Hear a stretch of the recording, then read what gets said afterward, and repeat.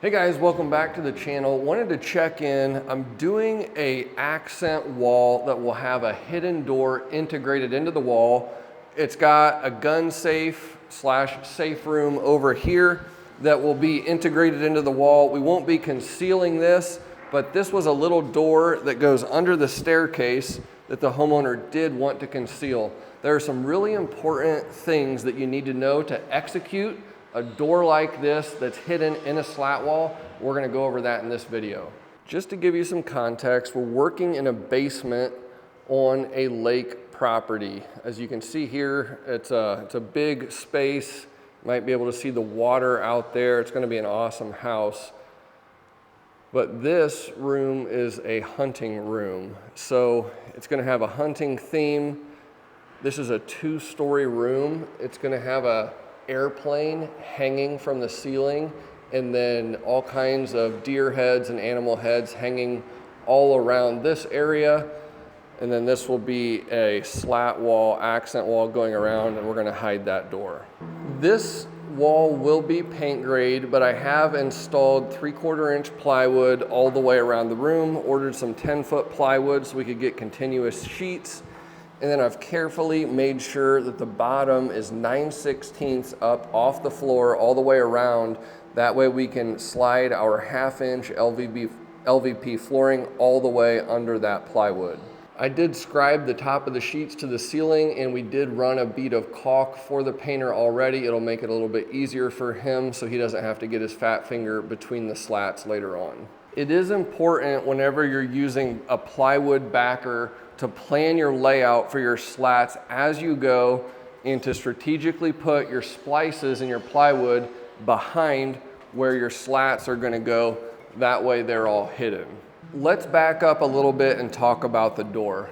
I went ahead and hung this 1 3/4 thick flush slab door in the shop using Sugatsune W190 hinges. Normally I use the E190 hinges, but I forgot to order them, and I happen to have the W190 laying around, so that's what I actually ended up using. When you build your jamb, you need to build your jamb 3/4 of an inch wider than your wall to account for the thickness of your plywood. So you'll see here, my jamb is even with my plywood all the way around, and I'm nice and coplanar, so that everything is on the same plane here. Now, you'll notice over on the hinge side, I did not run my plywood tight to my jamb material, and there's this ugly gap right here. That's strategic, and that's okay, because I'm gonna be putting this slat right here, and it's gonna cover that gap. So this side, on your hinge side, does not have to be perfectly joined with the plywood because it's all going to get covered up. So we strategically just ran the plywood up a little bit behind the hinges, and then I've also got a splice in the plywood right here because it was easier to put the plywood up, but it'll all be covered up like so. Now the strike side of the door is a little bit different story.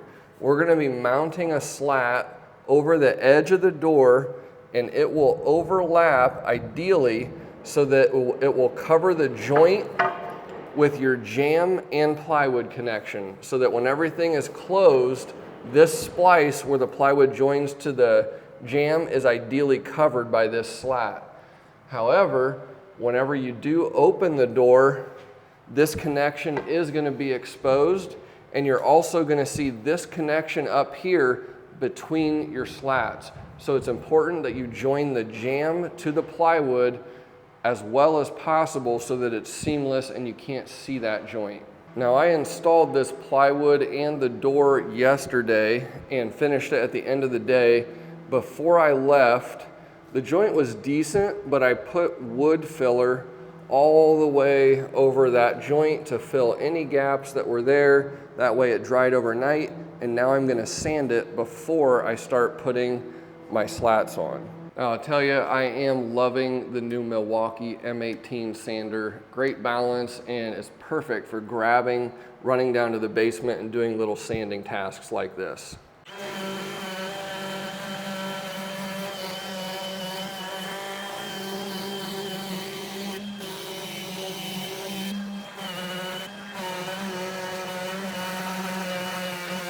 So this was not quite perfect, but with that filler, it is smoothed out nicely.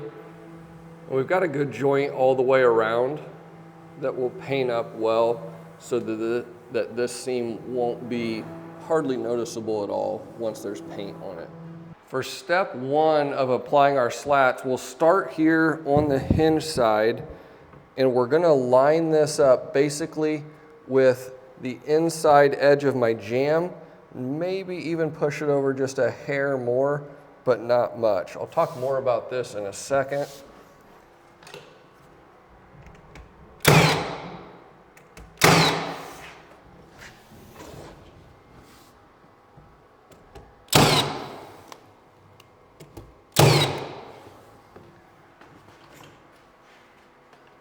Lining it up with my jamb, which I made sure was plumb whenever I put it in. I'm going to put my level on here to make sure that this is running straight.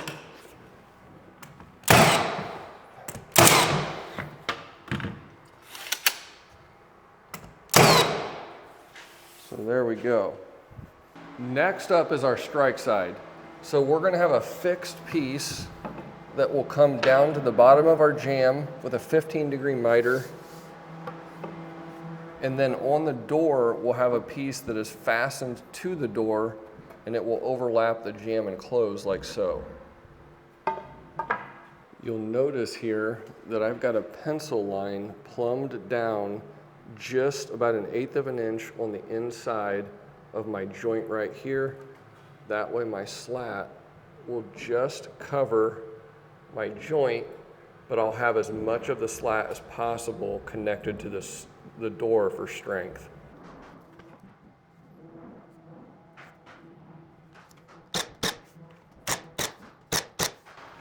You will notice I did switch up to 18 gauge nails, 2 inches long. It's going to be a little bit nicer, smaller holes versus the larger 15 gauge hole. I do want this connection with this with this slat to the door to be as strong as possible, so I will be using glue and nails for that. I'm going to go ahead and take my level and just make a plumb line down the side of the door so that I can see where to glue and where not to glue. We'll run a bead all the way down here and then thin it out.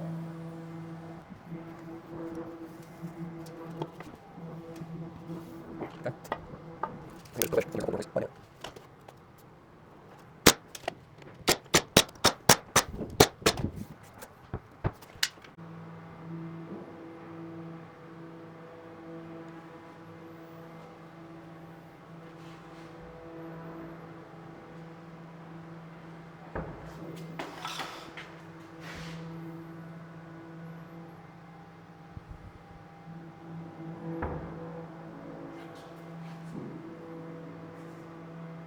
Now we're going to talk about the most important design aspect of a hidden door and a slat wall. This is going to be the most likely thing that you'll screw up and learn the hard way, so pay attention to this. The spacing of your slats is critical. If you have a space between your slats that is too narrow, the door will not open. The slats that I'm using on this project are an actual 1 inch thick and 2 inches wide. That means my spacing right here at this particular joint has to be at least 1 inch thick for the door to open 90 degrees. So here I'm holding it at 1 inch. If it's right there, the door will open. If it's less than that inch or the thickness of my slat, let's put it at about 3/4. It'll bind, so I'm binding right there already, so it's not going to open.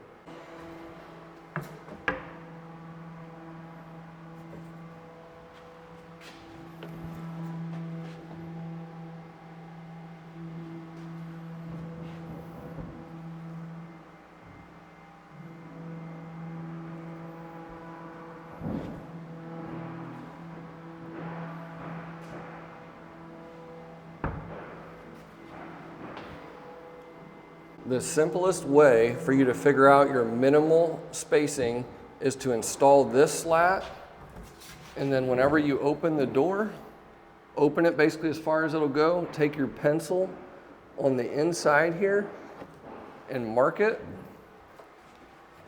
And that tells you absolute minimum where your next slat has to be. And in this case, the slat is 1 inch and this space is exactly 1 inch.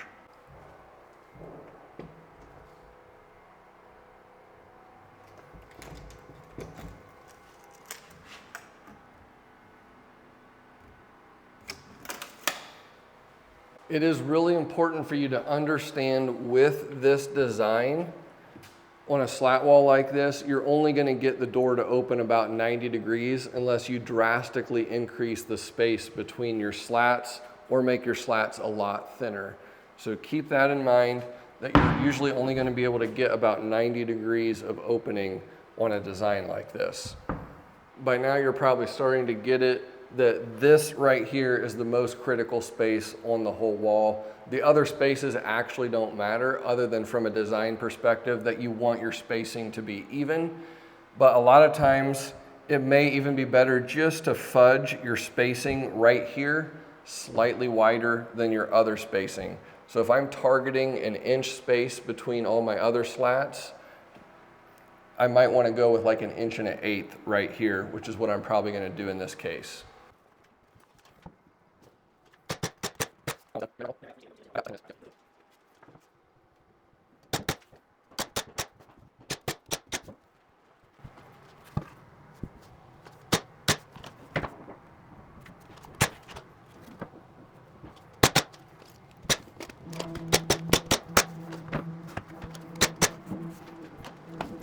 So here we are, now we're ready to rock and roll with the rest of our wall.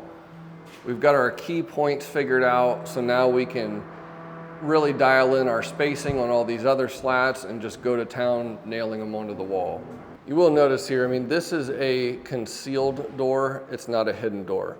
One key thing, you'll see a lot of hidden door videos on Instagram and they're always shot at an angle such that you can't see this gap right here on the hinge side. But this gap is always going to be there. It's not much, it's just a little bit, but it has to be there. So when you're looking into this room, you know, at this angle, you can't tell it's there. You're always going to also see the margin at the top of the door here in between. If you paint this or stain it a really dark color, these gaps and margins are very, very minimally visible. They're not visible at all, hardly. Let me just show you here again, top view of how this opens. So we're going just a little bit past 90 degrees, not much. We'll also put a magnetic catch on the top of this door so that it always pulls in nice and tight. Another thing that I didn't do that I should have done is this slat right here I should have glued. Because if somebody throws this door open and you have minimal nails, it could potentially push this slat over a little bit.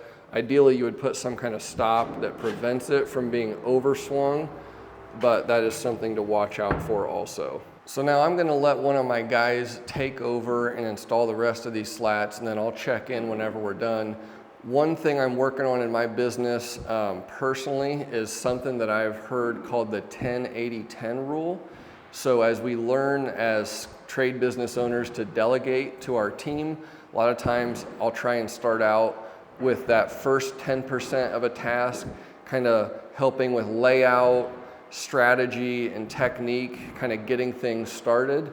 And I've learned to delegate the bulk of the task and then come back in on the back end for that last 10% to finish it up, make sure all the details are dialed in the way I want them to be, the way they need to be.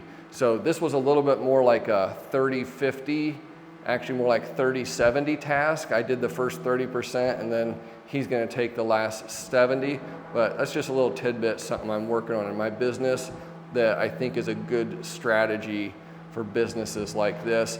I used to be a more all or nothing guy, like I would do this whole task start to finish, but that's very limiting then because there's a lot of in-between stuff that's more routine and monotonous where a guy can be doing that, but at the same time he can be learning the process so that the next time we do a hidden door like this, he could just do the whole thing.